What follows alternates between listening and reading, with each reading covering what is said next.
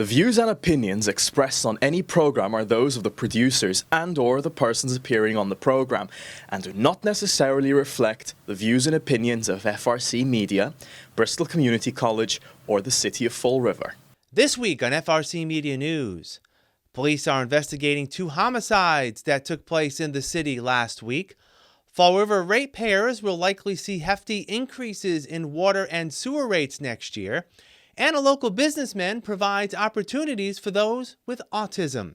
All this and more coming up.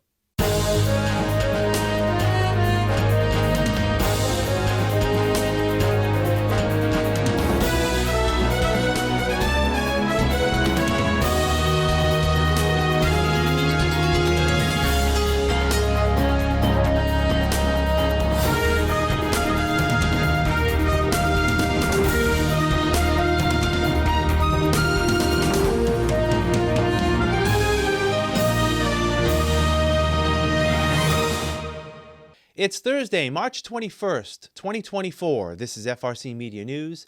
I'm Keith Tebow. Fall River Police and the Bristol County District Attorney's Office are investigating 2 homicides in Fall River late last week. On Thursday, police say 18-year-old Kolish Jamal Mills Good was shot in the vicinity of Rock and Franklin Streets. He died sometime later during surgery at St. Luke's Hospital in New Bedford. Police arrested 19-year-old Xavier Figueroa of Alcarel, 18-year-old Giovanni Nunes, and 19-year-old Jaden Ortiz, all of Fall River. They were charged this week of being accessories to murder after the fact. All 3 defendants pleaded not guilty. Police are still looking for 2 shooters in the case. On Friday night, police responded to a stabbing at a rooming house at 234 Tripp Street in the South End. 44-year-old Joseph Bump was found with severe stab wounds and died later in the evening at St. Anne's Hospital.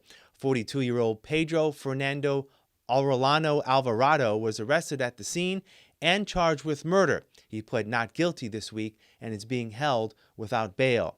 Mayor Paul Coogan says both homicides were targeted incidents under very differing circumstances. The Rock Street shooting, it was obviously some teenagers are just above. The filters aren't all there yet, and they made some poor decisions. And there was I think that this one, I'm not sure that's going to turn out to be nothing more than a personal conflict over a girl fight or a disagreement with a girl. It's, as you said, we don't have all the facts yet, but that's what it seems to be. It was an absolute tragedy. Again, it's crazy that these kids have guns. They're running around with them, and they are not afraid to use them. The Tripp Street incident is much more convoluted. We obviously are going to take a statistic for a murder in our city, and other than the incident happening in the city of Fall River, that had nothing to do with Fall River. None of those people were from Fall River. They were placed there by a social service agency out of Boston with little to no supports. I was in the house on Saturday. The incident happened on Friday. A lot of criminals, mental health issues, substance abuse issues. All these people were placed in Fall River with no knowledge. The mayor says the Fall River Police Department did a superb job in investigating both cases and aiding the district attorney's office in making the arrests thus far. The Fall River Department of Community Utilities has submitted its budget to the City Council for the next fiscal year and is seeking a significant increase in water and sewer rates for city residents and business owners. Under the proposal, water rates will increase from $3.77 to $4.36 per 100 cubic feet of water. Sewer rates will increase from $6.06 to $8.11 per 100 cubic feet. Heavy industrial users will see their sewer rates rise from $2.89 to $3.87. The city's stormwater fee will remain unchanged at $200 a year. Paul Ferlin, director of the Department of Community Utilities, says the average ratepayer will see rates increase by 34%. So you're looking at roughly about $139 per year per household for the average household. So that's if you have a single-family house, that would be the average for an average single-family house, or if it's a three-family, we consider that three households when we do the calculation. Everybody always says, well, how do you get that number? We broke that down a couple of years ago, went out, we did an evaluation of all of our 16,000 accounts throughout the city, 16,000 households, to figure out what their usage was. It came out underneath the number that we use, which is 53 CCF per year for the average household. So, we're pretty confident that that number is for the average household. Mr. Ferland says the increase is directly tied to rising inflation since the end of the pandemic. Some things that have drastically increased is supplies and materials that we need to get. So when you look at our chemical costs, that went from $400,000 to almost $900,000 this year. So from 3 years ago, we were paying about $400,000 at the water. Now we're up to about $900,000 budgeted for this coming fiscal year. That's a huge increase that we're looking at, and it also affects on the sewer end of things as well. The other thing that we're dealing with is parts and pieces, materials that we purchase. So when you're looking at a curb stop, so a little valve that goes in the sidewalk to be able to shut off the water service, we were paying $60 for those. Now we're up to $180 to purchase those pieces of brass. Fire hydrants, same thing. We were about $1,800 for a fire hydrant. We're up to $3,600, and we were just informed by our suppliers last week that there's going to be an additional $600 planned for the next fiscal year. Mr. Ferland says the city has been supported by state and federal government financial assistance to offset the cost of mandated system improvement projects. Between federal earmarks, principal reduction on loans, ARPA funding, state earmarks, grants through the state, through the multiple different programs within the states. We've gotten in the past 5 years over $70 million for water and sewer infrastructure projects. So that's money that our ratepayers do not need to pay back. And that's huge. Again, $70 million, if that was to come onto our debt, that would be directly impact the rates. You'd be talking potentially double what these rate increases are to be able to pay for that debt service over time. Mr. Ferland says the city is still facing challenges in adequately funding skilled employees to fill vacant positions within the department. He was in dire straits for multiple years down at our water treatment plant for licensed operators. We're still short-staffed in our water maintenance division, so trying to get those qualified employees, we need to be comparable to other communities, but then we also need to look at private contractors, and we have people leaving us, going to private contractors, making a lot more. So we need to stay competitive to keep qualified, good employees within our ranks. The water treatment plant right now, knock on wood, we're at a very good point. We're coming up to the point where we may be fully staffed there soon. We have all of the shifts filled for licensed operators, which hasn't happened probably in 10 plus years. So that's a great thing. And I think it has to do with the adjustments that we made to the rate scales over the past couple of years, plus also the management team that we have in place down there. Any rate increase will likely not sit well with city residents, but property owners can play a role in reducing costs. Mr. Ferland says the city also has an abatement process for properties that carry excessive bills due to water leaks.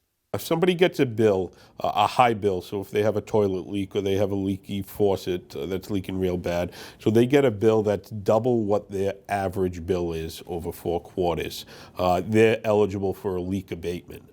We provide them, they can submit, it's a simple 1-page form.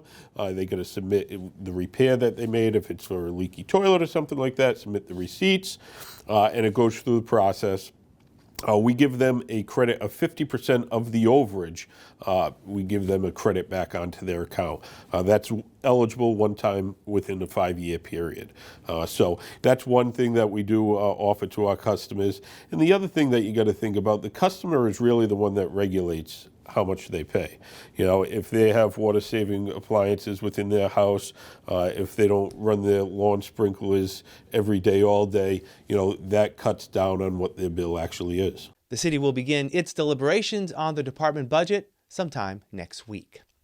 Likely to help alleviate the strain on ratepayers, the Water Department has received a federal budget earmark of over $900,000 to make upgrades to the Ferry Street pumping station in the city's south end. That pump station is definitely dated. It's within the floodplain, so that needs to be upgraded. It needs to be waterproofed, weatherized, and be updated into a current standard. That's a very old station, so electrical upgrades and a new generator. So that's something that we've had slated for a couple of years now. We've replaced a couple other pump stations around the city, President Ave Pump Station, South End Pump Station in the Jefferson Complex, and we're just completing Wilson Road now. So that's the next one on the list to be able to be done. So we have the federal earmark funding. We're looking at another potential grant funding source for that project. And then the rest, we have approved a low-interest loan. The city is also receiving federal funds to the tune of $1.6 million toward the revitalization of Pleasant Street in the Flint neighborhood.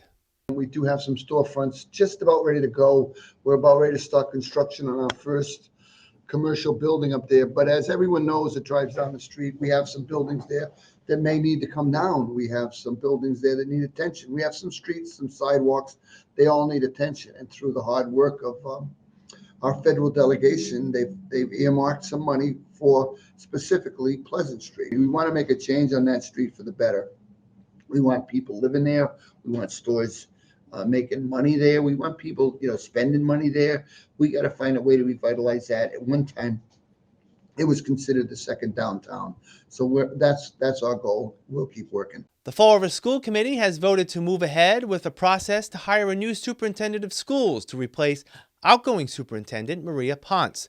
The committee is enlisting the services of the Massachusetts Association of School Committees, which has expertise in conducting searches for new superintendents. It's unclear how much the search will cost the district and whether a replacement will be in place when Superintendent Ponce retires on June 30th. Even though the process is in its initial stages, members are offering opinions on what type of candidate they would like to see to assume the position. Member Kevin Aguiar feels the transition from former embattled Superintendent Matthew Malone was handled well by Mrs. Ponce, but looking to the future, he would like to see a fresh face in charge. Dr. Malone left, and we need somebody that was going to be stable and work within the district. That was Mrs. Ponce. At this point, with the lack of progress that we've been making, as well as the situations that we have going on relative to organizations with the structures and the like, we need somebody from outside of the city to come in, because there's too many hands in this pot, making it difficult for a superintendent to do what she needs to do. And this superintendent has faced that over the past several years. So I do believe that we need to have somebody from outside this district. Committee member Tom Corey says experience within the district is important, but the committee should allow the search process to play out. I think there's something to be said about long-term commitment, and I'll use our superintendent as an example, who gave her entire career to the Fall River Public Schools and had no prior commitment as superintendent, but uses all of those years as a wealth of experience in creating the logic behind all the choices and decisions that a superintendent has to make. So in that regard, I have the highest regard for Superintendent Ponce, because she took on a battled district at that time, and she helped to stabilize it mightily. I have the ultimate regard for her. So if we have to choose somebody as next superintendent, I agree that it's going to be for the benefit of our schools here in Fall River. It doesn't necessarily have to be some outside choice or inside choice, but the best choice. We'll be back with more FRC Media News after this. Here are some job descriptions on the latest hot jobs list from the Mass Hire Fall River Career Center. Environmental Health and Safety Specialist. CIPLA, located at 927 Current Road, seeks a full-time environmental health and safety specialist to develop, implement, and oversee program changes for workplace health and safety. Job number 205-65146. Gastroenterology Nurse Practitioner. Primacare, located at 277 Pleasant Street, is looking for a part-time gastroenterology nurse practitioner responsible for evaluating, diagnosing, and treating various gastrointestinal conditions. Job number 205-65166. Substance Use Counselor.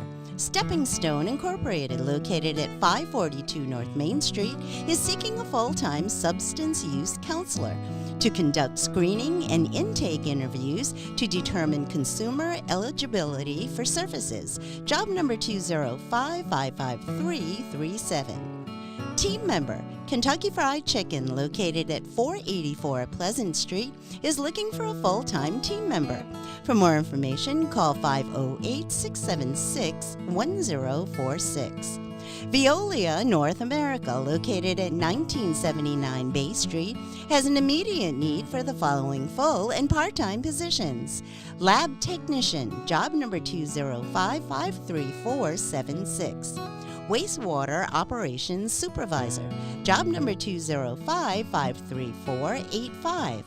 For more information about these or other positions, visit MassHire JobQuest at jobquest.dcs.eol.mass.gov or call the MassHire Fall River Career Center at 508-730-5000. My name is David Perry. I'm the president of the Greater Fall River Food Pantry. And what we do here is we provide food to clients that are in need. We're always trying to get more people involved in what we're doing, and we're trying to concentrate on youth. And it's all about helping people, and that's what we should all be doing, is helping someone. So it's a great opportunity for them to, come down here and give us a couple of hours a week. It's not long; it's 2 hours a day. And once they start volunteering, it's like a family. It really is. So getting these younger people involved, it's just great. It's great to see. It's great to have younger generations seeing what's going on in the real world, as we call it, and helping out. I've gotten a new outlook on the community. I've been able to see all sides, helped me learn just a lot about Fall River as a whole. We like to get students in from 14 years of age and older. It's not about the Greater Fall River Community Food Pantry. It's about what the Greater Fall River Community Food Pantry does as an outreach. We want to reach out to the community. Most schools require that the students put in volunteer hours. We're a perfect example of receiving those students, and that way they get their hours accredited, and it gives them a good learning experience. Volunteering here made you feel good, felt like you were helping out the community, and also it really helped me out with making my application stand out with having volunteer hours on them. Like when I'm applying for jobs, I've been on the hunt right now, and I've done a lot more interviews since I did charity work here. Makes you really stand out, and also just feels good helping out the community. I love hearing other people's lives, how other people live, other people's families. It's interesting, and I really like to do this work. Come down and see what it's like. Come down and take an opportunity to help someone else. Come and see what's really happening in the world out there. Welcome back. The Diamond Regional Vocational Technical High School School Committee last week passed an FY 2025 budget for the district totaling $32.4 million. The spending plan is $1.6 million more than this year's budget.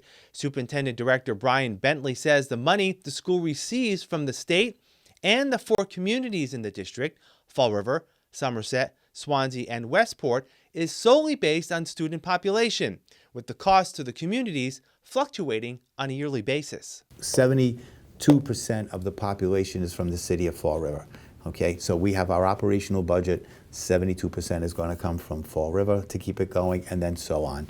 The exact assessments are right here in front of me on my sheet here.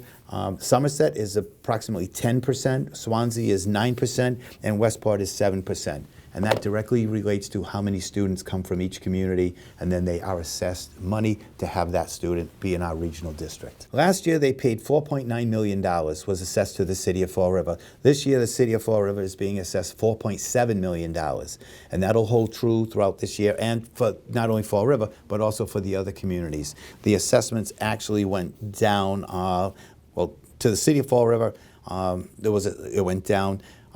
To Somerset, it went up slightly. To Swansea, it went down. And for Westport, it went down. So there was a little bump. Again, where do the students come from? Because that's what the taxpayers of those areas are paying for. The student population at Diamond is up over a year ago, increasing the amount of aid the school receives. Each year, the school committee, we start with the base number of 365. Then they ask, can we take in more students? Over the years, we have increased that number to 375. When I came in 22, August of 22, they asked again, can we increase that number? And I said yes, and we increased it to 380 incoming freshmen. I then did an end-of-year look at the shops. I talked with the guidance counselors and department for scheduling purposes. And we did have the room to take in even more students, and we expanded that to 385, which was our target goal for this upcoming school year. As Mr. Bentley mentioned, Fall River's assessment for the coming year is lower than this year. That's due to higher state reimbursement for school transportation costs and a lower amount assessed to the communities this year for construction of the new high school. Mr. Bentley says communities will see an increase in their construction assessments beginning next year. For last year and for this year, it has been just an interest payment. And again, how much? We have $25 million that we have bonded for in order to pay for the projects. I don't like to say it this way, but it's startup money on a $293 million project. So this gets us going. It's just been interest, but that now the entire principal is starting to come due, and beginning with the 25-26 school year, that's going to kick into the community. So they will see an increase in the 25-26. I cannot tell just yet the exact amount of increase because that'll again be dependent upon the formula that we receive from the state, the amount of money that we have to borrow once again, and how that plays out to the assessments to the city and the towns. Mr. Bentley says the school has budgeted for projected pay increases for union salaries, even though all three contracts are set to expire in June of this year. Mr. Bentley is confident that new agreements with all three unions will be in place before the beginning of the school year. A local business owner is giving back to the community by providing employment and enrichment opportunities to adults with autism. 5 years ago, Don Lambert was working with a number of autistic adults at a local theater group. They were looking for local employment, so Don hired them as part of a t-shirt making company located on Pleasant Street. The Spectrum Empowerment Project, where we give opportunities to adults with autism, the employment and the social piece is really important, and I've seen how that has empowered them and that has helped them gain confidence and get opportunities that they might not have out in other jobs. All our employees are supported by different agencies. So I currently work with the Amigo Group out of Taunton, the Higashi School in Boston, and the Better Community Living in Dartmouth. So most of the employment right now that happens here is through those three agencies. They'll bring the kids in, we'll train them, they get paid from the minute they walk in, and they're usually supported by either their para or a job coach that works with them while they're downstairs making t-shirts. Mr. Lambert didn't stop there. He used his experience in local theater to create an inclusive theater company called Theater Rats. The theater is, it's a community theater. We're tuition free. We're all inclusive. It's just a way for me to give back to the community and to the kids who are local, and give them a safe environment where they can enjoy their craft and their singing and dancing, and it's kind of what we do here. So anybody who wants to be on stage, you walk through the doors and we get a costume for you, we teach you how to sing and dance, and we get you up there. Mr. Lambert continues to seek community partnerships to expand his support of those with autism. Special thanks go out to our FRC Media work study, Sean Richard, who conducted the interview and gathered all the video for this story. We will wrap up this edition of FRC Media News right after this.